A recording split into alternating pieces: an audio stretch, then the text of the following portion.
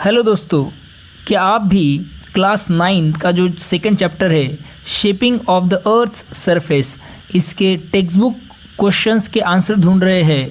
तो आप बिल्कुल सही वीडियो पर आए हैं। इस वीडियो में हम हर प्रश्न का आसान, सटीक और परीक्षा की दृष्टि से महत्वपूर्ण जो उत्तर है वो हिंदी में समझेंगे। आंसर इंग्लिश में ही दिए हैं, सिर्फ उसका जो एक्सप्लेनेशन है वो मैं आपको हिंदी में समझाने वाला हूँ। चलिए फिर बिना समय गवाए शुरू करते हैं क्लास 9 का जो चैप्टर सेकंड है सोशल साइंस का, shaping of the earth surface. इस चैप्टर के क्वेश्चन आंसर्स को डिटेल में समझने के लिए लेट्स मैप क्या दिया देखिए। Pick any 2 plates from the map above and complete the table given below. ये जो मैप है वह उसमें से कोई भी 2 प्लेट्स हमें पिकअप करनी है और जो टेबल दिया उसे हमें कंप्लीट करना है। तो आंसर देख सकते हैं। इसके लिए हमें कौन से 3 कंडीशंस है? Name of the plate, continents and ocean. तो इससे हम किस तरह से लिख सकते हैं, जैसे कि नॉर्थ अमेरिकन प्लेट आपको दिख रहे हैं, देखो। तो ये जो नॉर्थ अमेरिकन प्लेट है ये इसके लिए कॉन्टिनेंट कौन सा है? North America. और ओशियन कौन से है वहाँ पे? तो आप उसके कलर में देख सकते हैं, देखो उसी के कलर में, नॉर्थ अमेरिकन कलर में आपको दिखाई देगा Atlantic ocean and Arctic ocean आपको दिखाई देंगे। ये 2 ओशियन वहाँ पर है। और एक एग्जाम्पल ले सकते हैं हम दूसरा, नेम ऑफ द प्लेट, उसमें आएंगे हम Indo Australian plate. Indo Australian plate की अगर बात की जाए तो कॉन्टिनेंट कौन सा आ रहा है वहाँ पे? ऑस्ट्रेलिया कॉन्टिनेंट आ रहा है और some part of Asia, Asia का कुछ पार्ट जिसमें इंडियन सब कॉन्टिनेंट मेनली शामिल है, ठीक है। और ओशन आता है इसके लिए, that is the Indian ocean, that is the answer. आप इसका ऐसा लिख सकते हैं। आगे बढ़ेंगे लेट्स एक्सप्लोर में। अभी ये जो लेट्स एक्सप्लोर है इसका मतलब समझ लेते हैं। सबसे पहले examine the plate map with the earthquake and volcano map, what correlation do you find. अभी आपको दोनों भी मैप को ऑब्जर्व करना है। फिगर नंबर 2.3, ओके, ये जो सामने दिया है प्लेट वाला, और ये जो सेकंड वाला मैप दिया है देखो 2.4, map showing the distribution of earthquakes and volcanoes. इसको अंडरस्टैंड करके आपको क्या करना है, तो इसका आंसर कैरी करना है। क्वेश्चन क्या है? Examine the plate map figure number 2.3 with the earthquake and volcano map, what correlation do you observe. क्या कोरिलेशन आपको यहाँ पे दिखाई देता है, ठीक है। जब हम इन 2 मैप को कंपेयर करते हैं, when we compare this 2 maps we clearly see that most earthquakes and active volcanoes occur exactly along the edges or boundaries of the earth's tectonic plate। तो ये सब हम देख सकते हैं, देखो कि मोस्ट ऑफ द ये जो दोनों मैप हम कंपेयर करेंगे उससे हमें समझ में आता है कि अर्थक्वेक या फिर एक्टिव वोल्केनोज है वो कहाँ पर है, तो एग्जैक्टली अलॉन्ग द एजेस और boundaries of the earth's tectonic plates. जो टेक्टोनिक प्लेट्स की बाउंड्रीज है वहाँ पर ये मैक्सिमम अर्थक्वेक्स और एक्टिव वोल्केनोस हमें दिखाई देते हैं, ठीक है। इस तरह से आप आंसर लिख सकते हैं, ठीक है। आगे बढ़ रहे हैं, लेट्स एक्सप्लोर में दिया है, देखो observe the map showing the distribution of earthquake and volcano. ये अर्थक्वेक और वोल्केनो शो किया जा रहा है फिगर नंबर 2.4 में, ठीक है। इसे ऑब्जर्व करना अच्छे से। Can you identify which continents and countries are located around the ring of fire with the help of an atlas or a globe।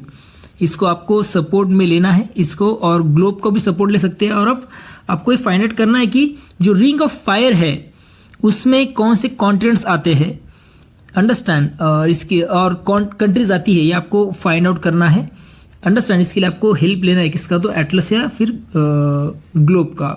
तो मैंने आपके सामने सीधा सीधा ये जो इसका आंसर ही मैंने आपको एक इसके रूप में रख दिया है, देखो रिंग ऑफ फायर। आप देख सकते हैं मेजर कॉन्टिनेंट्स अगर देखेंगे आप तो that are the eastern Asia उसमें आता है, ठीक है। North America, South America, Asia और ओशनिया, ये कुछ 4 नियर अबाउट कॉन्टिनेंट्स है। और इसमें अलग अलग कंट्रीज इसमें आ जाती है। अगर नॉर्थ अमेरिका की बात की जाए तो नॉर्थ अमेरिका में हम देख सकते हैं दैट इज़ द यूएसए है, अलास्का यूएसए, मैक्सिको उसमें आ रहा है, वेस्ट कोस्ट पे है ये, अंडरस्टैंड। ये सब कंट्रीज़ कोस्टा रिका, पनामा, ये सब आते हैं, अंडरस्टैंड। तो ये सब आंसर इसमें आप लिख सकते हैं, ठीक है। United State of America, Alaska, west coast, ये सब चीज़ें, कनाडा, मैक्सिको, अंडरस्टैंड, कोस्टारिका, ये सब आंसर आप ले सकते हैं। साउथ अमेरिका की बात की जाए तो Chile, Peru, Ecuador and Colombia, ये कुछ इंपॉर्टेंट कंट्रीज़ के नाम यहाँ पे आप लिख सकते हैं, ठीक है। यहाँ पर वो दिए, देखो, Colombia, Ecuador, Peru and Chile. अभी इसकी बात करेंगे एशिया की, तो एशिया में आ रहा है, देखो, ये ईस्टर्न पार्ट है एशिया का, तो Japan, Philippines, Indonesia and the eastern coast of Russia, ठीक है। और ओशिनिया में New Zealand, Papua New Guinea, Fiji and the Solomon islands, ये कुछ आंसर ये आप यहाँ पे देख सकते हैं। इस इमेज में ही वो क्लियरली मेंशन किया हुआ है, ठीक है। अभी आगे बढ़ेंगे, लेट्स एक्सप्लोर में कुछ क्वेश्चन नहीं है, ठीक है। तो आगे का बढ़ते हम, डोंट मिस आउट से आगे जाएंगे, लेट्स एक्सप्लोर। अभी आपको ये फोटोग्राफ देखना है, देखो, फोटोग्राफ देख लीजिए अच्छे से।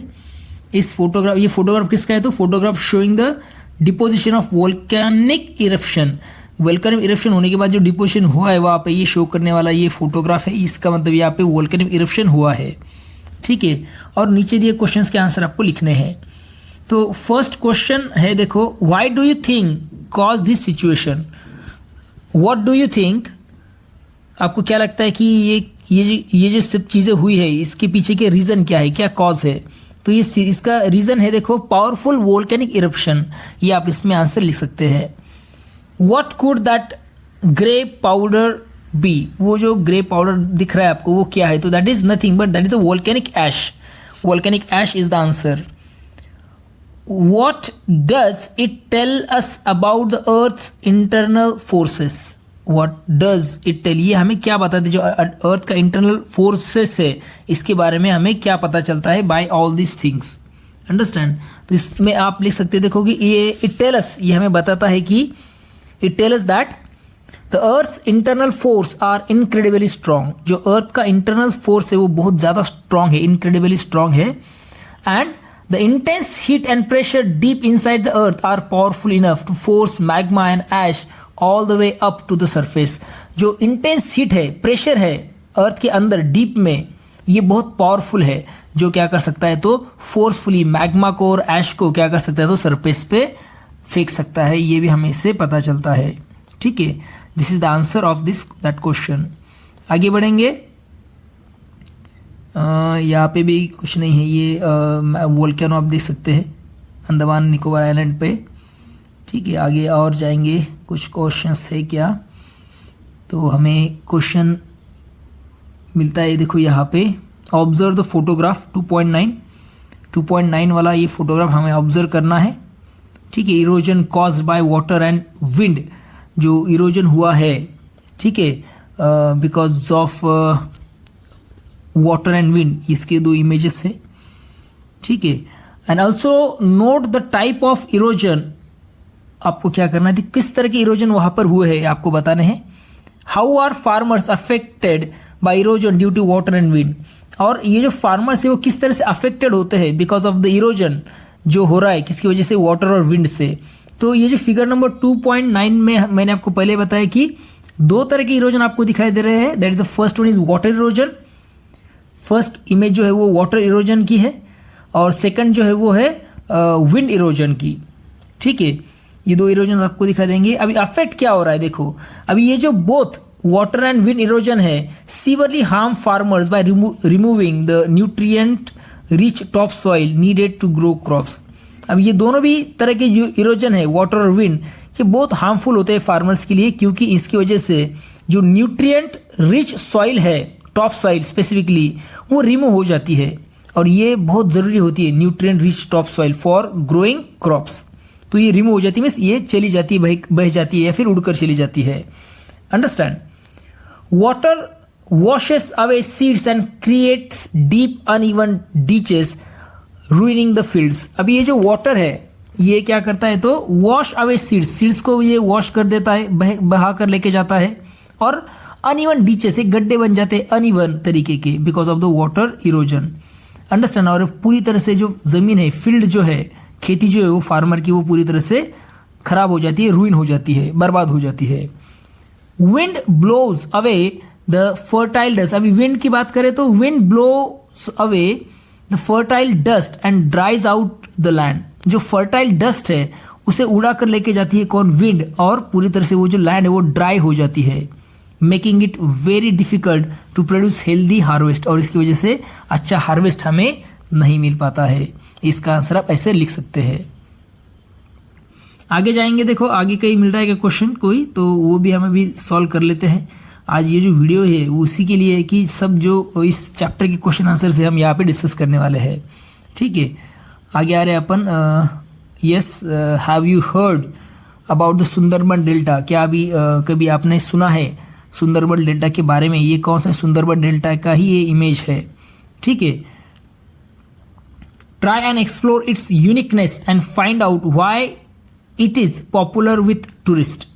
ठीक है, ट्राई एंड एक्सप्लोर, आपको ट्राई करना है, एक्सप्लोर ढूंढना है यूनिकनेस, इसमें जो यूनिकनेस है उसके बारे में, एंड फाइंड आउट, और फाइंड आउट करेंगे कि आप ये क्यों पॉपुलर है फॉर द टूरिस्ट। टूरिस्ट लोग यहाँ पर क्यों जाते हैं, क्यों ये पॉपुलर है सुंदरबन डेल्टा, इसका आंसर आपको देना है।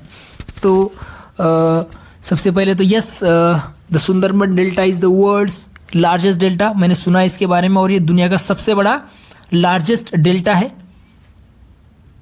इट इज़ हाईली यूनिक, और बहुत यूनिक है ये। क्यों? Because it features the largest mangrove forest on earth growing right where rivers meet the sea. अभी एक दुनिया का लार्जेस्ट ऐसा मैनग्रोव फॉरेस्ट है, दलदल भरा फॉरेस्ट जहाँ पर आपको दिखाई देगा दुनिया का, वो यहाँ पर है, सुंदरबन में है। Growing right where rivers meet the sea, और कहाँ पे ये ग्रो होता है? तो जहाँ पे रिवर जो है वो सी को जाके मिलती है, वहाँ पर ये मैनग्रोव फॉरेस्ट है। Tourist love visiting this beautiful area to ride boats through its winding water channels and to spot amazing wildlife, specially the famous royal Bengal tiger. और टूरिस्ट को यहाँ पे जाना बहुत पसंद है, ये बहुत ब्यूटीफुल एरिया है, और वहाँ पे जाकर टूरिस्ट क्या करते हैं? तो बोट जो है उससे वो अपना क्या बोलते हैं, उससे जाते हैं, और वहाँ पर जो अमेजिंग जो वाइल्ड लाइफ है उसे देखते हैं, और स्पेसिफिकली रॉयल बंगाल टाइगर को देखने के लिए बहुत सारे लोग वहाँ पर जाते हैं। ऐसे इसका आंसर हम यहाँ पे लिख सकते हैं। कुछ अगर आप कुछ ऐड करना चाहते हैं तो you can add also, remember this. Okay, I'm giving answer in my side, in my way. So if you want to add something new, you can add there also. Okay, let's come on the next question. Think about it. Figure number 2.20. एक devastating flood जो है वो Chamoli district Uttar Pradesh Uttarakhand जो आया था, वो आप एक डिवास्टेटिंग फ्लड कब? फरवरी 2021 में, जहाँ पे बहुत सारे लोग मारे गए, बहुत सारे लाइफ स्टॉक्स ने अपनी ज़िंदगी गंवा दी। There was severe damage to buildings, roads, bridges and hydel projects and connectivity to villages was adversely affected. और ये जो फ्लड आया था बहुत बड़ा खतरनाक ऐसा, इसकी वजह से बहुत सारी बिल्डिंग डैमेजेस हुई, रोड्स डैमेज हुए, ब्रिजेस, हाइडल प्रोजेक्ट्स ये सब डैमेज हुए, और जो कनेक्टिविटी है विलेजेस की वो भी एडवर्सली अफेक्ट हुई। Understand? Can you find out the reason that led to the sudden end unexpected flood? क्या आप इसके पीछे का रीज़न बता सकते हैं कि जो अनएक्सपेक्टेड और सडन फ्लड उसमें आया है? तो इसका रीज़न वेरी सिंपल है। देखो, जो सडन फ्लड आया था चमोली में, it was caused when a massive piece of Himalayan glacier, जो हिमालयन ग्लेशियर का एक बड़ा सा जो पार्ट है, ओके, बर्फ का टुकड़ा जिसे बोल सकते हैं हम, एंड रॉक ब्रोक ऑफ, वो टूट गया था, and crash into a river valley, और ये टूटकर रिवर वैली में आ गया। This create a deadly mix of water, mud and debris that rush quickly down stream as a powerful flash flood, destroying everything in its path. तो इसकी वजह से क्या होता है, डेडली मिक्स हुआ वाटर के साथ में, मड के साथ में, डेब्रिज के साथ में, और क्विकली डाउन स्ट्रीम, और पूरी तरह से वो बहुत ज़्यादा फास्ट में, पावरफुल वे में वो बह गया, और इसकी वजह से बहुत बड़ा फ्लड वहाँ पर आया, और पूरी तरह से जो रास्ते में आने वाली हर एक चीज़ को उसने क्या कर दिया, तो तोड़ दिया, उसे डिवास्टेट कर दिया। ठीक है, ये आप यहाँ पे लिख सकते हैं। आगे जो है दैट इज़ द, आगे के क्वेश्चन की तरफ बढ़ेंगे अभी। यस ये जो चैप्टर इस पर वीडियो बनाया है मैंने आपको फिर से बता दूं, ठीक है। पहले क्वेश्चन डिस्कस कर लेते हैं। Observe the land forms around your school or residence and try to identify which agent may have created them. अभी इसका आंसर हर एरिया के हिसाब से अलग अलग रहेगा। अभी आपको पूछा है यहाँ पे ऐसे क्या है कि कौन से लैंडफॉर्म्स आपके अराउंड में रहते हैं, जहाँ पे आपका स्कूल है, जहाँ पे आप रहते हैं, और कौन से एजेंट्स है जिन्होंने इसे बनाया है। तो इसका आंसर, अभी मैं रहता हूँ महाराष्ट्र, छत्रपति संभाजी नगर हमारा डिस्ट्रिक्ट है, वहाँ पे महाराष्ट्र से मैं आता हूँ। तो उसका आंसर क्या रहेगा, देखो यहाँ पे कि जो लैंडफॉर्म मेरे अराउंड है, मेरे रेसिडेंट के around, that is mostly what we can say that form because of that the landforms around my residents are, कौन से landforms मेरे अराउंड में है मेरे रेसिडेंट के, तो उसमें है plateaus, low hills, rocky surface and broad river valleys. ये मेरे लैंडफॉर्म्स आपको दिखाई देंगे मेरे घर के अराउंड है, ठीक है। और ये जो डिस्ट्रिक्ट आता है हमारा, वो आता है किस पे, तो डेक्कन प्लेट्यू में, और जो बना किससे है, तो made up of ancient basalt rocks, lava rock से ये बना हुआ है। कौन से एजेंट्स रिस्पॉन्सिबल है फॉर क्रिएटिंग दिस लैंडफॉर्म, उसमें सबसे पहला है main agent, that is a volcanic activity, जिससे बेसाल्ट रॉक बना है। और रनिंग वाटर, रिवर है, जैसे गोदावरी रिवर है, उसकी ट्रिब्यूटरीज है, इसकी वजह से भी बहुत सारा एरिया यहाँ पे बना है। और ये जो रिवर वैलीज है या फिर रिवर्स है, इसके वजह से रिवर वैलीज बनी है, स्मॉल गलीज और फर्टाइल प्लेन्स बने हुए हैं महाराष्ट्र में, छत्रपति संभाजी नगर में। Weathering and wind, that is also responsible for it, okay. इस तरह से मैं आंसर लिख सकता हूँ। अभी ये जो आंसर रहेगा हर एक एरिया के हिसाब से अलग रहेगा। अभी मैं अपना जो दिल्ली है कैपिटल, उसके हिसाब से आपको आंसर बताता हूँ, ठीक है। ये भी आप कैरी कर सकते हैं। जैसे मैं दिल्ली में रहता हूँ, जहाँ पर मोस्टली फ्लैट प्लेन है, और ये बना किसकी वजह से है, continuous flow of running water, specifically Yamuna river, okay, जिसमें क्या होता है, तो रिच सॉइल डिपोजिट होती है फ्रॉम थाउजेंड्स ऑफ ईयर्स से, ठीक है। इस तरह से हम आंसर लिख सकते हैं। आगे का क्वेश्चन बढ़ेंगे, देखो अपन लेट्स एक्सप्लोर में ही ये, complete the exercise given at the end of each type of disaster with the help of newspaper, at least atlases and books. Make a list of disaster prone areas from India and the world, in list mitigation measures quoting recent examples, okay. अभी ये जो कुछ exercise दिया है आपको fulfil करना है, और इसको ये किस तरह से फुलफिल करेंगे आप, ये जो कुछ डिज़ास्टर्स है, जैसे कि लैंडस्लाइड है, इसको समझना है, और आजू बाजू में किस तरह के न्यूज़पेपर, एटलास बुक्स का आपको सपोर्ट लेना है, ठीक है। और एक लिस्ट बनानी है डिज़ास्टर प्रोन एरियाज़ की, कहाँ कहाँ पर ये लैंडस्लाइड्स आते हैं इंडिया में और पूरी दुनिया भर में, और उसके लिए मिटिगेशन टेक्निक्स बोलनी है, जिससे हम इसे कम कर सकते हैं, ठीक है। लैंडस्लाइड के बारे में हमने डिस्कस किया है मेन वीडियो में। अभी इसका प्रोन एरिया कौन सा है, कौन से एरियाज में ज़्यादा लैंडस्लाइड्स होते हैं, तो इंडिया की बात की जाए तो steep slopes of Himalayas, steep slope of Himalayas, वहाँ पे लैंडस्लाइड बहुत ज़्यादा होती है, ठीक है। जैसे कि उत्तराखंड है, वेस्टर्न घाट्स, केरला में भी होता है, ठीक है। और मिटिगेशन मेजर्स क्या है, इसके लिए हम इसे कैसे कम कर सकते हैं, तो इसके लिए मिटिगेशन टेक्निक है, देखो, to prevent landslides we must plant trees to hold soil firmly. हमें क्या करना पड़ेगा, तो ट्रीज को वहाँ पे प्लांट करना पड़ेगा, जिसकी वजह से सॉइल को वो क्या करके रखेंगे, तो होल्ड करके रखेंगे मजबूती से। We should carefully plan where we build roads and houses avoiding weak hill side. हमने केयरफुली प्लान करने चाहिए कि हमने कहाँ घर बनाने चाहिए, कहाँ पे रास्ते बनाने चाहिए। जो वीक हिल साइड है वहाँ पर हमने ये सब चीज़ें नहीं करनी चाहिए, इसका हमने टेक केयर करना चाहिए। तो ये कुछ टेक्निक्स हम बोल सकते हैं कि मिटिगेशन इससे हम कर सकते हैं, या फिर इससे हम लैंडस्लाइड्स को हम रोक सकते हैं, इसे प्रिवेंट कर सकते हैं। रिसेंट एग्जाम्पल की बात की जाए तो एक मैसिव लैंडस्लाइड हुआ था, देखो, जिसकी वजह से massive landslide destroy villages in Wayanad Kerala में 2024 में ये हुआ था, ठीक है। Heavy rains cause a tragic landslide in Dharali Uttarakhand in August 2025। ये कुछ एग्जांपल्स आपको दिखाई देंगे इसके। एवलांचेस, अभी ये एवलांचेस क्या है ये भी हमने देखा है। देखो, एक जो हेवी स्नोफॉल होता है उसे हम एवलांचेस बोलते हैं। तो ये देख सकते हैं आप किस तरह से हेवी स्नोफॉल हो रहा है, ठीक है, स्टीप स्लोप पे। तो प्रोन एरियाज कौन से इसके लिए, कौन से एरियाज में ये एवलांचेस आते हैं? तो इंडिया में जो माउंटेनस रीजन है जैसे कि जम्मू कश्मीर, लद्दाख, उत्तराखंड, हिमाचल प्रदेश, यहाँ पे बहुत ज़्यादा रिस्क होती है एवलांचेस आने की। मिटिगेशन मेजर्स क्या कर सकते हैं हम इस पर? तो मिटिगेशन मेजर्स पे हम लिख सकते हैं कि इसे प्रिवेंट करने के लिए हमें क्या करना पड़ेगा? We must protect mountain forest because trees hold the snow. हमें क्या करना पड़ेगा? माउंटेन फॉरेस्ट हमें बढ़ाने पड़ेंगे, जिसकी वजह से ये जो माउंटेन फॉरेस्ट है वो क्या करते हैं? स्नो को होल्ड करके रखते हैं।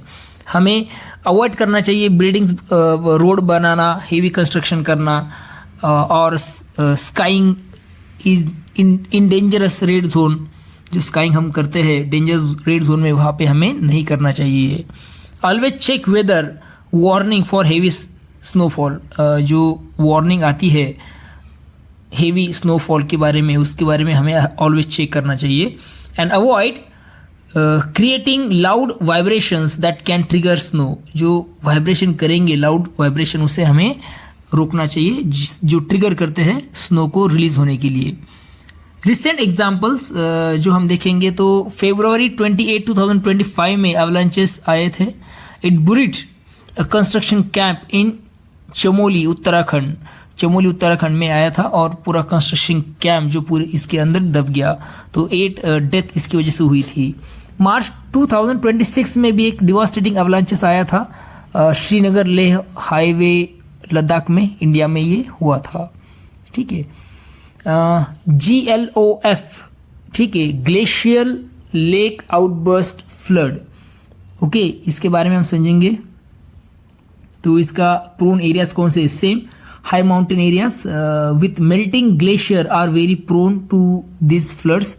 जहाँ पे ग्लेशियर्स मेल्ट होते हैं तो that area is very prone area for this kind of flood. एक GLOF आप देख सकते हैं, ठीक है। और साथ में हम देखेंगे कि हिंदू कुश हिमालय रीजन जो है वो मेजर हॉटस्पॉट है affecting countries like India, Nepal, Bhutan, Pakistan, इन पर ये आता है। इंडियन स्टेट जैसे कि सिक्किम, अरुणाचल प्रदेश, उत्तराखंड, यहाँ पे भी इसके रिस्क बहुत ज़्यादा होते हैं ग्लेशियर लेक फटने के। मिटिगेशन मेजर्स, इसके लिए मिटिगेशन के लिए हम क्या कर सकते हैं? तो to stay safe scientist use satellites to monitor growing lakes and build early warning system to alert communities. हमें सेफ रहना चाहिए। साइंटिस्ट लोगों ने सैटेलाइट का यूज़ करते हैं, वो मॉनिटर करते हैं लेक कैसे ग्रो हो रहे हैं, अंडरस्टैंड। और जो वार्निंग देते हैं वो वार्निंग, उसके अलर्ट के बारे में हमने देखना चाहिए। We can also carefully dig channels to safely drain extra water, ठीक है। हमने भी केयरफुली डिग चैनल्स, हमने चैनल्स बनाने चाहिए to safely drain extra water को ड्रेन करने के लिए, निकालने के लिए। अवॉइड बिल्डिंग होम्स और big dams directly below dangerous glacier lake. जो ग्लेशियर लेक है वहाँ पे हमने होम या फिर बिग डैम्स नहीं बनाने चाहिए। रिसेंट एग्जांपल अगर देखा जाए तो अक्टूबर 2023 में साउथ होनक लेक जो है, लोहनक लेक सिक्किम में, यहाँ पर ये हुआ था। बहुत सारे घर और डैम उसकी वजह से टूट गया था। बीरेंद्र लेक फ्लड इन अप्रैल 2024 का ये है। लिमी वैली फ्लड 2025 में आया था, मई में। ये बोथ नेपाल और हिमालय में ये हुआ था। डस्ट स्टॉर्म की बात करेंगे तो यस, डस्ट स्टॉर्म के लिए मेजर प्रोन एरियाज कौन से हैं? तो दैट इज इन इंडिया में आप देखेंगे Rajasthan, Haryana, Delhi, NRC, these are the areas for the dust prone areas. Globally अगर देखा जाए तो Sahara desert, Africa, Middle East, okay, south western United State, ये कुछ इंपॉर्टेंट ऐसे डस्ट स्टॉर्म एरियाज है। मिटिगेशन मेजर्स क्या कर सकते हैं हम इसके लिए? तो to prevent dust storms we must plant more trees. हमें बहुत ज़्यादा ट्रीज प्लांट करने चाहिए। Tall grass to create wind breaks. बड़े ग्रास हमने उगाने चाहिए जिससे विंड ब्रेक नहीं होगा, okay. And it hold the dry soil together, जो ड्राई सॉइल को पकड़ के रखेगी, अंडरस्टैंड। हमें और एक चीज़ करनी चाहिए, हमने we have to avoid over grazing by animals. Over grazing जो हो रही है एनिमल्स द्वारा, उसे हमें रोकना चाहिए, अंडरस्टैंड, उसे अवॉइड करना चाहिए। And practice careful farming to keep land moist, और लैंड मॉइस्ट है, इसके लिए हमें इस तरह की फार्मिंग करनी होगी कि जिसकी वजह से डस्ट स्टॉर्म ना आए। Practicing our forest ensure the ground is an left expose to strong winds, इस तरह से फॉरेस्ट होने चाहिए कि जो एक्सपोज ना करे स्ट्रॉन्ग विंड को, वो जो ग्राउंड है वो एक्सपोज ना हो, इस तरह के हमें फॉरेस्ट बनाने चाहिए, ठीक है। That is the way so we can stop the dust storm. Recent example की बात की जाए तो राजस्थान जो है, massive dust storm swept through Rajasthan northern India in late May 2026 में आया था। ये टॉरिंग वॉल बनाई थी इसने डस्ट की। अर्लियर 2025 में, उससे पहले 2025 में एक सीवर डस्ट आया था स्टॉर्म, जो दिल्ली रीजन और बहुत सारी कैजुअलिटीज़ एंड इंजरीज उसने क्रिएट की थी, ठीक है। इस तरह से इसके आंसर हम लिख सकते हैं। अब आएंगे हम डायरेक्टली किसके तरफ, तो अपनी क्वेश्चन एंड आंसर एक्टिविटीज़ की तरफ। ये जो कुछ क्वेश्चन आंसर से मैं आपको अभी यहाँ पे एक्सप्लेन करूँगा। What are the sources of energy that are required to cause movements associated with the internal force of earth. अभी ये जो इंटरनल फोर्स है अर्थ का, इसको गति मिलने के लिए कौन से सोर्सेस ऑफ एनर्जी होती है जो ज़रूरी है मूवमेंट के लिए? किसकी मूवमेंट? इंटरनल फोर्स जो अर्थ की, उसको जो गति देने के लिए कौन से ऐसे मुख्य ऐसे ऊर्जा स्रोत है, ये आपको यहाँ पे बताने हैं। तो यहाँ पे हम लिख सकते हैं, देखो द प्राइमरी सोर्स, जो मुख्य ऐसा ऊर्जा स्रोत है वो क्या है, तो for the earth internal force, earth के इंटरनल फोर्स के लिए, that is extreme heat from the core, जो पृथ्वी का जो केंद्र है, कोर है, उसमें जो अत्यधिक ऐसी गर्मी है, एक्सट्रीम हीट है, that is the main source, ये मुख्य ऊर्जा स्रोत है, ठीक है, for the internal forces. This heat creates convection current in the mantle by causing hot molten material to rise and cooler material to sink. इससे क्या होता है, तो इस गर्मी की वजह से जो मेंटल है वहाँ पे क्या बन जाता है, तो कन्वेक्शन करंट बन जाता है।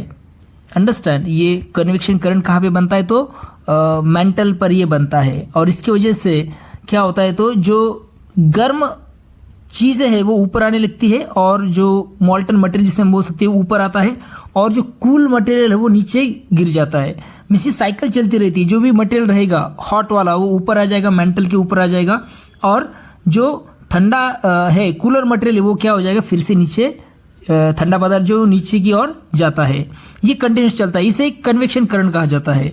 This currents continuously push and pull the tectonic plates causing them to move. और ये जो धाराएं है, ये जो कन्वेक्शन करंट है, ये जो करंट है, ये लगातार क्या करते हैं, तो टेक्टोनिक प्लेट्स को धक्का देते रहते हैं, उसको खींचते रहते हैं, जिसकी वजह से ये जो प्लेट है वो लगातार गति करती रहती है, या फिर वो लगातार मूव होती रहती है। ये आपको यहाँ पे समझ में आ जाएगा, इस तरह से इसका आंसर लिख सकते हैं। क्वेश्चन नंबर 2 है, देखिए क्या दिया है, relate various physiographic divisions.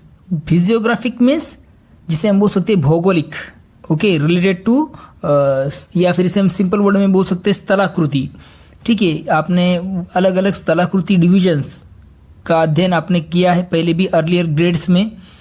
With various endogenic forces responsible for their origin. अब ये जो अलग अलग फिजियोग्राफिक डिविजन्स बने हैं, इसके पीछे का जो रहस्य है, इसके पीछे का जो रीज़न है, या फिर इसके पीछे का जो रिस्पॉन्सिबिलिटी है वो किसकी है, तो endogenic forces. Endogenic means internal, understand, समझ रहे हैं आप, आंतरिक जिसे हम बोल सकते हैं इंटरनल, जो अर्थ के अंदर होने वाला forces, they are responsible for this physiographic divisions, ठीक है, भौगोलिक डिविजन्स बोल सकते हैं हम उससे।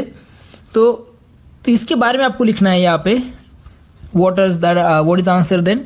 अलग अलग different physiographic divisions are form by different endogenic forces. अलग अलग जो एंडोजेनिक फोर्सेस है, इंटरनल फोर्सेस, इसकी वजह से ये अलग अलग फिजियोग्राफिक डिविजन्स बने हैं, ठीक है। जैसे कि fold mountains like Himalayas are form by folding due to plate collision. अभी ये जो फोल्ड माउंटेन है, ये जैसे कि हिमालयाज बने हैं, इसकी वजह से ये क्यों बने हैं, because of the plate collision, जो प्लेटों की टक्कर हुई है, इसकी वजह से ये फोल्ड बना है, फोल्ड माउंटेन वहाँ पे बना है, जिसे हम हिमालय कहते हैं।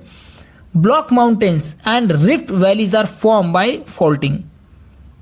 अंडरस्टैंड। यहाँ पे हम देख सकते हैं कि ब्लॉक माउंटेन है या फिर रिफ्ट वैलीज है। अंडरस्टैंड, ये क्यों बनी है? बिकॉज ऑफ द फॉल्टिंग की वजह से ये बनती है। आगे का आइडिया देखो, volcanic mountains are form by volcanic eruption.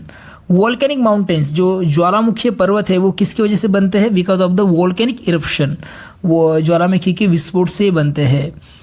Plate movements and earthquakes are also help shape plates, plateaus and oceanic basins. Okay, यहाँ पे प्लेट मूवमेंट, प्लेटों की जो गति है, मूवमेंट है, और अर्थक्वेक, इससे क्या होता है? तो हम क्या बोल सकते हैं इसकी वजह से? It also help shape plates, इससे प्लेट्स मैदानी भाग, उसके बाद प्लेट्यूज मीन्स पठार जिसे हम बोल सकते हैं, उसके बाद ओशन बेसिन, महासागरीय जो बेसिन है, इसके निर्माण के लिए ये भी बहुत इंपॉर्टेंट भूमिका निभाते हैं। इस तरह से हम इसका आंसर लिख सकते हैं।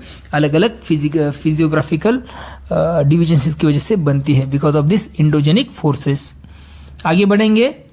Third question, why and where do earthquakes occur frequently? Is it possible to predict earthquakes? इसका आंसर क्या देना है? देखिए, सबसे पहले क्वेश्चन समझ लीजिए। भूकंप जो है, अर्थक्वेक्स, वो बार बार क्यों और कहाँ आते हैं? क्या भूकंप की हम उसे प्रेडिक्ट या फिर भविष्यवाणी करना इसका संभव है, पॉसिबल है? तो इसका आंसर हम लिख सकते हैं, देखो, earthquakes occur when tectonic plates move and release energy along plate boundaries. अब ये जो भूकंप है ये कब आते हैं? ये तब आते हैं जब टेक्टोनिक प्लेट्स जो है वो आपस में खिसकती है। Okay, plate moves and release, और इससे क्या होती है? तो एक एनर्जी इससे रिलीज होती है, ऊर्जा इससे मुक्त होती है। अंडरस्टैंड? दे अकर मोस्ट फ्रीक्वेंटली नियर कन्वर्जेंट। ये भूकंप सबसे अधिक कहाँ पे आते हैं? कन्वर्जेंट, जहाँ पे अभी सारी है। अंडरस्टैंड? डाइवर्जेंट, अब सारी जिसे बोला जाएगा। And transform plate boundaries. Understand? और जहाँ पे प्लेट बाउंड्रीज क्या है? तो ट्रांसफॉर्म होती है, रूपांतरित होती है। Specially around the Pacific ring of fire. कहाँ पे? विशेषकर जो पैसिफिक महासागर है उसके रिंग ऑफ फायर के क्षेत्र में ये ज़्यादा आते हैं। Scientist can identify earthquake prone regions. जो साइंटिस्ट है, वैज्ञानिक जिसे हम कहते हैं, वो पहचान सकते हैं कि किन क्षेत्रों में भूकंप आने की संभावना अधिक है। But it is not yet possible to predict the exact time, place and strength of an earthquake. लेकिन भूकंप का सही समय और उसके प्लेस, स्थान एंड स्ट्रेंथ मीन्स तीव्रता जो है उसे अभी निश्चित रूप से बताना पॉसिबल नहीं है, संभव नहीं है। ठीक है। Fourth question, plate movements are responsible for the distribution of earthquakes and volcanoes. अभी ये जो प्लेट मूवमेंट है, प्लेट की गति है, ये भूकंप और वोल्केनोज मीन्स ज्वालामुखी जो है इनके विवरण के लिए जिम्मेदार होती है। इसे आपको एक्सप्लेन करना है। रिस्पॉन्सिबिलिटी है प्लेट मूवमेंट की, जिसकी वजह से अर्थक्वेक और वोल्केनोज आते हैं। तो देख सकते हैं आप आंसर इसका कि जो प्लेट मूवमेंट है cause earthquakes and volcanoes mainly eight plate boundaries. Plate movement की वजह से अर्थक्वेक आते हैं, वोल्केनोज आते हैं। कहाँ पर? मेनली एट प्लेट बाउंड्रीज, जहाँ पे प्लेट की बाउंड्रीज होती है या फिर जहाँ पे टेक्टोनिक प्लेट्स एक दूसरे से आपस में जुड़ती है, आपस में मिलती है, वहाँ पर ये अर्थक्वेक और वोल्केनोज आते हैं। किसकी वजह से? प्लेट की मूवमेंट की वजह से। When plates collide, move apart और स्लाइड पास्ट ईच अदर। जब कभी भी ये जो प्लेट्स एक दूसरे से कोलाइड होती है मीन्स टकराती है एक दूसरे से, मूव अपार्ट या फिर एक दूसरे से दूर जाती है, या फिर स्लाइड पास्ट या फिर एक दूसरे के पास से फिसलती है। अंडरस्टैंड? इससे एनर्जी रिलीज होती है मीन्स ऊर्जा मुक्त होती है, जिससे अर्थक्वेक आते हैं। Understand? Magma may also rise through cracks to form volcanoes. इसी प्रकार से जो मैग्मा है वो भी क्या होता है? तो पृथ्वी के सरफेस पे आ जाता है। Magma also rise through crack to form volcanoes. Crack से, जो क्रैक बने हैं इससे वोल्केनोज ऊपर आ जाता है, जिसकी वजह से हम देखते हैं कि मोस्ट ऑफ जो अर्थक्वेक और वोल्केनोज है they are found along plate boundaries. वो प्लेट बाउंड्रीज पे बहुत ज़्यादातर हमें दिखाई देते हैं। और कहाँ पे? Specially Pacific ring of fire में आपको ये ज़्यादा दिखाई देंगे। ठीक है, तो इस तरह से आप इसका आंसर लिख सकते हैं। चलिए अभी बढ़ते क्वेश्चन नंबर 5 की तरफ। Question number 5, draw and label a diagram of a meander and a delta. ये डायग्राम आपके सामने है, तो आप देख सकते हैं this is the diagram of delta, जिसमें लेबल भी किया है river, distributary, islands, okay, sea. इसके बाद है ये नीचे वो मींडर है, जिसमें आप देख सकते हैं ऑक्सबो लेक, रिवर, बार, स्टीप बैंक, ये सब लेबल भी किया हुआ है, ये आप लिख सकते हैं। इस तरह से डायग्राम बना सकते हैं। अभी आते हैं हम क्वेश्चन नंबर 6 की तरफ, जिसमें हम देख सकते हैं कि how are deforestation and erosion associated with each other. ये जो डिफॉरेस्टेशन है और इरोजन, ये एक दूसरे से कैसे जुड़े हैं, एक्सप्लेन करना है आपको। आंसर में आप लिख सकते हैं, देखो, deforestation and erosion are closely related, एक दूसरे से ये गहरे जुड़े हुए होते हैं, deforestation and erosion. Trees and plants hold the soil firmly with their roots. ये जो ट्रीज है और प्लांट्स है, ये क्या करते हैं, सॉइल को एकदम मजबूती से वो पकड़ कर रखते हैं। अंडरस्टैंड, कौन, ट्रीज और plants. When forest are cut down the soil become loose and expose. जब जंगल की कटाई कर दी जाती है तो क्या हो जाती है, जो सॉइल है, मिट्टी जो है वो ढीली हो जाती है और एक्सपोज और खुली रह जाती है। इसकी वजह से क्या होगा, rain water and wind can easily carry away the top soil causing erosion. इसकी वजह से बारिश का जो पानी है या फिर हवा जो है वो आसानी से टॉप सॉइल को, मीन्स उपजाऊ जो मिट्टी है, उसको बहाकर उड़ा ले जा सकती है, बहा सकती है, उड़ा कर लेके जा सकती है। एज ए रिजल्ट इसकी वजह से क्या होगा, इसका परिणाम क्या होगा, तो सॉइल फर्टिलिटी डिक्रीजेस। जो सॉइल की फर्टिलिटी है वो कम हो जाती है। लैंड बिकम्स लेस प्रोडक्टिव, और जो लैंड है, ज़मीन, भूमि, उसकी जो उत्पादन क्षमता है वो घट जाती है। And the risk of floods and landslides increase, और फ्लड्स मीन्स बाढ़ और लैंडस्लाइड्स का खतरा बढ़ जाता है। ये इसका आंसर आप ऐसे लिख सकते हैं। क्वेश्चन नंबर 7 जिसमें दिया है, देखो, develop a plan to protect the land in your local area from erosion. तो आपको एक प्लान बनाना है अपने क्षेत्र में, जो ये है, क्या बोलते हैं इसे, इरोजन हो रहा है लैंड का, उसको बचाने के लिए आपको कोई तो प्लान तैयार करना है। तो इसका आंसर आप अलग अलग तरीके से लिख सकते हैं, मगर जो मैंने बताया you can go with that also. सबसे पहले, to protect land from erosion we should plant more trees and grass to hold the soil together. सबसे पहले हम क्या करेंगे, तो अधिक से अधिक ऐसे हम क्या करेंगे, तो पेड़ लगाएंगे, घास हमने लगानी चाहिए, जिससे सॉइल को हम क्या कर सकते हैं, तो मजबूत, हम मीन्स वो जो पेड़ है या फिर वो जो घास है वो मजबूती से उसे पकड़ कर रख सकते हैं। इसके लिए सबसे पहले ये चीज़ की जाएगी। Farmers can use counter plugging and terrace farming on slope. अभी जो किसान हैं, फार्मर्स, वो ढलान वाले क्षेत्रों में क्या कर सकते हैं, तो काउंटर प्लगिंग, समोच्च ऐसी प्लगिंग, और टेरेस फार्मिंग में सीढ़ीदार खेती अपना सकते हैं, जिससे भी इरोजन कम हो जाएगा या फिर रुक जाएगा। Check dams and proper drainage system should be build to slow water flow. पानी का जो बहाव है उसको कम करने के लिए चेक डैम्स, अंडरस्टैंड, और जिसे हम क्या बोल सकते हैं, प्रॉपर ड्रेनेज सिस्टम, एक प्रॉपर ड्रेनेज सिस्टम होनी चाहिए जल की, ये बनाना ज़रूरी है। ये हम कर सकते हैं हमारे लोकल एरियाज़ में। Deforestation and overgrazing should be control and awareness programme should be conducted in the community.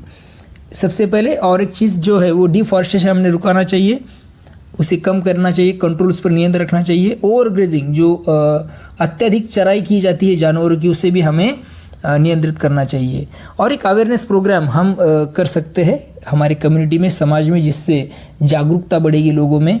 तो ये सब कुछ कर सकते हैं हम लोकल कम्युनिटीज़, लोकल एरिया में इरोजन रोकने के लिए। Which disasters do you think you might experience in your region, discuss a mitigation plan in your classroom. आपको क्या लगता है कि आपके क्षेत्र में कौन सी ऐसी डिजास्टर, प्राकृतिक आपदा आ सकती है, और आपको आपके क्लासरूम के सामने बताना है कि आप उस आपदा से कैसे बचाव की योजना बना सकते हैं, इस पर आपको बताना है। तो आंसर मैंने आपको पहले बताया, I am from Sambhajinagar, Chhatrapati Sambhajinagar, Maharashtra. तो यहाँ पर अगर ऐसी कौन सी आपदा आ सकती है, तो उसमें है कि भाई पीपल में एक्सपीरियंस ड्रॉट, यहाँ के लोग सूखे का सामना कर सकते हैं। फ्लड्स ड्यूरिंग हेवी रेनफॉल, अत्यधिक वर्षा पॉसिबल है कि इसकी वजह से फ्लड्स आए। हीट वेव्स, अंडरस्टैंड, और ओकेजनली माइनर अर्थक्वेक, कभी कभी अर्थक्वेक का सामना भी करना पड़ सकता है। तो इससे बचने के लिए हम क्या कर सकते हैं, तो keep an emergency kit ready, हमें आपातकालीन जो किट है उसे तैयार रखना चाहिए। Follow safety guidelines during disasters, understand, आपदा के समय सुरक्षा जो सेफ्टी गाइडलाइंस का हमने पालन करना चाहिए। प्लांट मोर ट्रीज, ज़्यादा से ज़्यादा पेड़ लगाने चाहिए। Improve drainage system and keep drains clean, जो ड्रेनेज सिस्टम है या फिर नालियाँ है और ड्रेनेज सिस्टम, इसको बेहतर बनाना चाहिए। अवॉइड कंस्ट्रक्शन इन हाई रिस्क एरियाज, जहाँ पे जो जोखिम वाले क्षेत्र है वहाँ पर हमने कंस्ट्रक्शन नहीं करना चाहिए। Conduct regular disaster awareness programs and safety drills in school and communities, स्कूलों में और जो कम्युनिटीज़ है वहाँ पे हमने जागरूकता कार्यक्रम, अवेयरनेस प्रोग्राम्स हमें करने चाहिए। ये सब चीज़ें हम कर सकते हैं, ठीक है। तो अलग अलग एरिया में अलग अलग तरह का एक्सपीरियंस होता है। आगे बढ़ते हैं, देखो क्वेश्चन नंबर 9 में बताया गया है कि prepare a model of land form created by underground water. Underground water में कौन से ऐसी चीज़ें बनाई जाती है, लैंड फॉर्म्स बनते हैं। तो ये देखो, this is the land form created by underground water, sink hole, cave entrance, limestone surface, stalactites, stalagmite column when stalactites on stalagmite join, ये सब बनते हैं because of water. Underground rivers बनती है, केव्स, अंडरस्टैंड, स्प्रिंग, ये सब underground water की वजह से बनने वाले लैंडफॉर्म्स है। आगे बढ़ रहे क्वेश्चन नंबर 10 की तरफ, अंडरस्टैंड। क्वेश्चन नंबर 10 है, what precautionary measures will you take if you are staying in an earthquake prone region. आप कौन से ऐसे व्हाट प्रिकॉशंस, आप कौन सी ऐसी सावधानियां अपनाएंगे अगर आप रह रहे कहाँ पे, in an earthquake prone region. Earthquake prone regions mean जहाँ पे अर्थक्वेक आते हैं, अगर ऐसे क्षेत्र में आप रहते हैं तो आप कौन सी सावधानियाँ को अपनाएंगे। तो सबसे पहले चीज़, keep an energy kit ready, keep an emergency kit ready with water, food, medicines, torch and important documents. ये सबको, ये जो आवश्यक चीज़ें हैं जिसे हम आपातकालीन किट बोलते हैं, वो हमेशा हम तैयार रखेंगे। Secure heavy furniture, cupboards, shelves to walls to prevent them from falling। भारी फर्नीचर है, अलमारी है, सेल्फ है, इनको दीवार से अच्छी तरह से बांध के रखेंगे ताकि वे गिर ना सके। Learn safe place in the house, घर में जो सुरक्षित स्थान है उसकी पहचान करेंगे, जैसे कि अंडर स्ट्रॉन्ग टेबल्स और अगेंस्ट इंटीरियर वॉल, ये सब चीज़ें हम यूज़ कर सकते हैं। इन सब चीज़ों का हम सहारा ले सकते हैं। जब अर्थक्वेक आता है तो स्टे काम, घबराना नहीं है। टेक कवर, सुरक्षित स्थान पर जाना है। प्रोटेक्ट योर हेड, सर को अच्छे से सुरक्षित रखना है। And stay away from Windows and glasses, खिड़कियाँ और कांच से हमें दूर रहना है। फॉलो ऑफिशियल सेफ्टी इंस्ट्रक्शंस, जो सुरक्षा निर्देश उनका पालन करना है। Take part in disaster drills, जो डिजास्टर ड्रिल्स है, आपदा का अभ्यास, उसमें भाग लेना। और move to open area after the shaking stops, हमें क्या करना है, तो ये जो झटके वो रुकने के बाद हमें स्कूल स्थान पर चले जाना है। ये चीज़ें हम कर सकते हैं। Prepare a map showing lands form associated disasters that happen in current calendar year. अभी के साल में जो कुछ भी डिजास्टर्स आए हैं उसके बारे में आपको लिखना है। तो यहाँ पे डायरेक्टली मैप दिया है मैंने आपको, मैं एक एक करके वो सब चीज़ें बताता हूँ।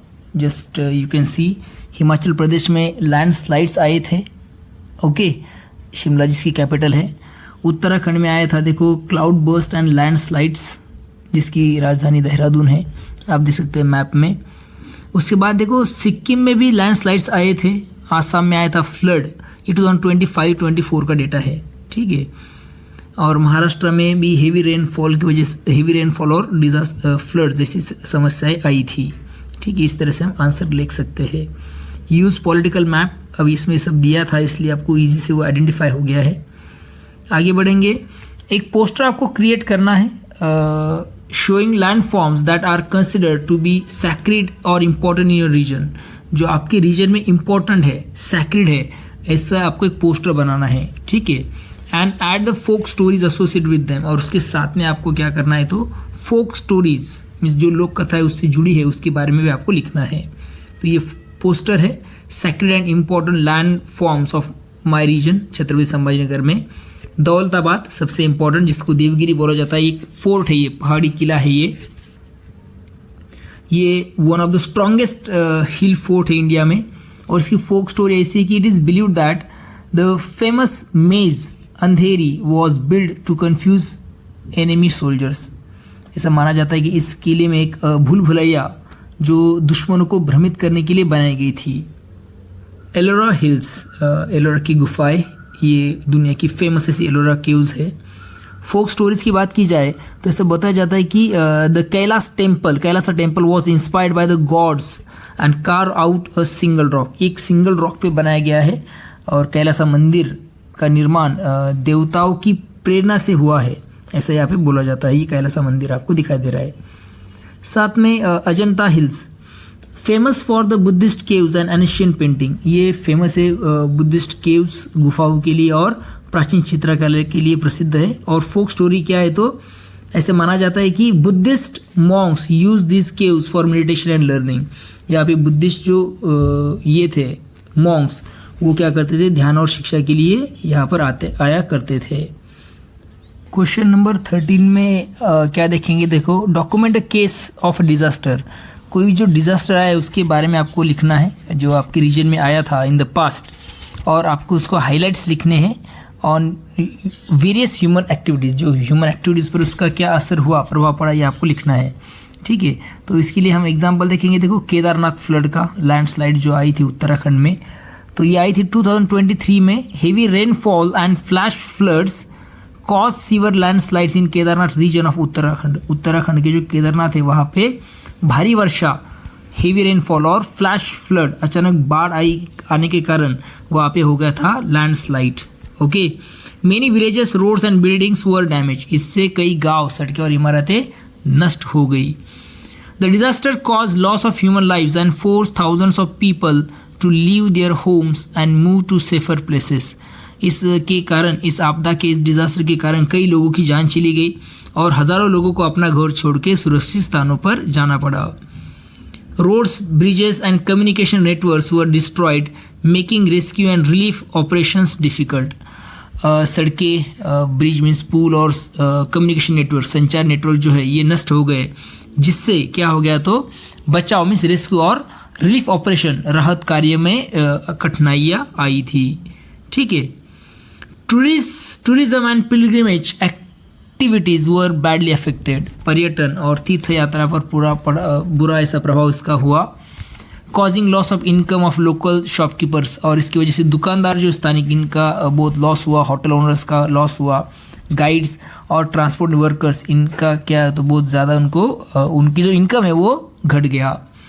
Agricultural land and crops were damage bye floods and debris affecting farmers' livelihoods and reduce food production in the region. बाढ़ और debris means मलबा, बाढ़ और मलबे से क्या जो कृषि जो भूमि है, एग्रीकल्चर लैंड और क्रॉप्स, ये नष्ट हो गए। ठीक है, जिसके कारण किसानों का जो इनकम है वो प्रभावित हुआ, लाइवलीहुड प्रभावित हुआ और फूड जो है उसकी कमी आ गई। तो एक आप देख सकते हैं, आपके सामने पोस्टर दिखाया। देखो, ये पोस्टर जो है इसको आपको आपके नेटिव लैंग्वेज में आपको इसको कन्वर्ट करना है। ठीक है, you can do it yourself, आप ये खुद कर सकते हैं। क्वेश्चन नंबर 15 है, 3 क्लास बच्चों को 3 ग्रुप में डिवाइड करना है क्लास में, और हर एक ग्रुप के लिए एक वर्क देना, एक प्रोजेक्ट देना है वाटर, विंड और ग्लेशियर के लिए। ठीक है, और ये जो प्रोजेक्ट रहेगा वो हाईलाइट करेगा causes, impact on human life and environment and mitigation measures के लिए। तो देखो, प्रोजेक्ट में नंबर 1 है, देखो वाटर, ये शिपिंग फोर्स है। इसके कॉजेस क्या है, flowing water and rain water erode rocks and soil. Water की वजह से जो फ्लोइंग वाटर, स्पेसिफिकली रिवर हो गया, रेन वाटर हो गया, इससे क्या होता है तो रॉक्स और सॉइल इरोड होते हैं। ठीक है, इरोजन होता है उनका। Water carry sediments and deposits them in new place. Water क्या करते हैं, सेडिमेंट्स को बहा कर लेके जाते हैं और नई जगह पे उसे प्लेस कर देते, वहाँ पे छोड़ते हैं। इम्पैक्ट क्या है ह्यूमन लाइफ पे और इन्वायरमेंट पे, तो इसकी वजह से नई वैलीज बनती है, वाटरफॉल्स बनते हैं, फ्लड प्लेन्स बनते हैं, डेल्टाज बनते हैं। इसी वाटर की वजह से का इन्वायरमेंट पे या फिर ह्यूमन लाइफ पे और एक असर होता है कि ये वाटर जो है वो ड्रिंकिंग के लिए, फार्मिंग के लिए और इंडस्ट्री के लिए प्रोवाइड होता है। Flood can damage crops, houses, roads and bridges. Floods अगर आते हैं तो इससे क्रॉप्स डैमेज होते हैं, हाउसेस डैमेज होते हैं, रोड्स और ब्रिजेस डैमेज होते हैं। मिटिगेशन, इसके लिए हमें क्या करना चाहिए? एम्बैंकमेंट बनाना चाहिए, फिर बैंक बनाने चाहिए, या फिर दूसरी चीज़ जो है that is the plant more tree, जिसकी वजह से हम सॉइल इरोजन रोक सके। ठीक है। इस और एक चीज़ इम्प्रूव ड्रेनेज सिस्टम को इम्प्रूव करना चाहिए। कंस्ट्रक्शंस रुकाने चाहिए जहाँ पे फ्लड जाता है आते हैं ऐसी एरियाज़ में। विंड, नेचर स्क्रिप्टर, तो यहाँ पे आप देखेंगे कॉज क्या है विंड का, तो strong winds Erode transport and deposit sand and dust. बहुत ज़्यादा ज़ोर से चलने वाली जो हवा है वो ट्रांसपोर्ट, इरोड और डिपॉजिट करती है सैंड और डस्ट को। विंड जो है एक मोस्ट एक्टिव होती है in dry and desert region में विंड। तो इसका ह्यूमन पे क्या इम्पैक्ट है, इन्वायरमेंट पे क्या इम्पैक्ट है, तो देखो forms sand dunes and mushroom rock, इससे मशरूम रॉक्स और सैंड ड्यून्स बनते हैं। Wind erosions reduce soil fertility इससे कम होती है। Dust storms affect health, dust storm से हेल्थ पर अफेक्ट होता है, ट्रांसपोर्ट और एग्रीकल्चर पे अफेक्ट होता है। इसको हम किस तरह से रोक सकते हैं? उसके लिए सोल्यूशन ये है कि plant shelter belt and trees. Shelter belt means trees हमें उगाने चाहिए आजू बाजू में, ठीक है, जिससे विंड का ज़्यादा असर नहीं होगा। Cover loose soil with vegetation, जहाँ पे लूज सॉइल है वहाँ पे वेजिटेशन हमने बढ़ाना चाहिए। डिफॉरेस्टेशन हमने कंट्रोल करना चाहिए, ओवर ग्रेजिंग को हमने कंट्रोल करना चाहिए, और प्रॉपर फार्मिंग मेथड को फॉलो करना चाहिए। ठीक है। ग्लेशियर के बारे में दिया है, देखो कॉज ग्लेशियर क्यों होता है, तो ग्लेशियर्स आर ह्यूज, बहुत बड़े होते हैं। Slow moving masses of ice, glacier is nothing मगर स्लो मूव होता है बहुत बड़े आइस का, उसे हम बोलते हैं glacier. They erode rocks and carry debris as they move, वो रॉक्स को इरोड करते हैं, डेब्रीज को भी मूव करने का काम करते हैं, मलबे को भी मूव करते हैं। मिटिगेशन मेजर्स में हम देखेंगे कि monitor glacier lake regularly, install early warning system, reduce global warming bye planting trees and reducing pollution, spread awareness about climate change. ये सब चीज़ें हम कर सकते हैं, इससे मिटिगेशन ला सकते हैं, उस पर हम सोल्यूशन फाइंड आउट कर सकते हैं ग्लेशियर पे। तो आई होप आपको जो आज का वीडियो था शेपिंग ऑफ द अर्थ, इस चैप्टर के जो सब क्वेश्चन आंसर से आपको समझ में आ गए हैं। किसी तरह के सुझाव या फिर कुछ क्वेश्चन है तो कमेंट सेक्शन में पूछना मत भूलिएगा। चैनल को लाइक शेयर और सब्सक्राइब करिएगा। फिर मिलेंगे नए वीडियो के साथ, देखते रहिए सुबोध फाउंडेशन या अपना यूट्यूब चैनल।